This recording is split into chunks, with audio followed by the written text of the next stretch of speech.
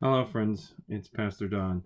Um, I want to start something new for us. For those of you who have been following the news, today is Saturday, March 21st. And Governor Murphy today has signed an executive order, a stay-at-home executive order. So we're at a point where we're not even really going to be in the office. We're not going to be in the church to stream worship for you. So worship will stream tomorrow morning, Sunday morning, the 22nd, live at 10 a.m., but it's going to be from right here.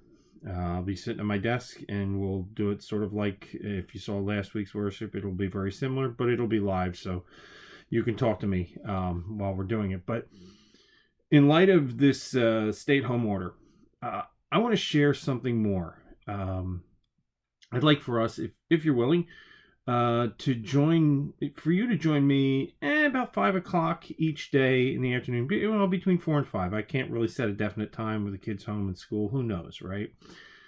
But between 4 and 5 each afternoon, I'm going to do a brief devotional. And I'm going to use this resource. I don't know if it's kind of hard to see, but this is the Sanctuary for Lent 2020.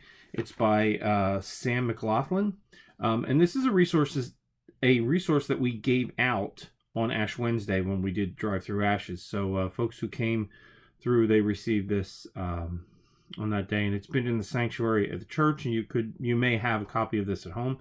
I'm going to read a little bit of the scripture for that day and just a little bit of Sam's thoughts here, and then offer you my own. Like I said, each afternoon, 4 or 5, something like that, we'll post it to the church's Facebook page so you can see it. So here's today's. This is Saturday, March 21st. The scripture is James chapter 3, verses 7 through 10. It says, "For every species of beast and bird, of reptile and sea creature can be tamed and has been tamed by human species, but no one can tame the tongue. A restless evil full of deadly poison. With it we bless the Lord and Father, and with it we curse those who are made in the likeness of God. From the same mouth come blessing and cursing." Sam says, "I find it amusing that James calls the tongue a restless evil. He speaks of its power. It is small but mighty, like a bit that moves a horse's mouth, or a rudder that moves a large ship, or a small spark that starts a wildfire." In other words, we can speak life or we can speak death. We can bless or we can curse. I think this is especially poignant in a time where there's so much stress, right? We're all really stressed right now, and we can kind of act out.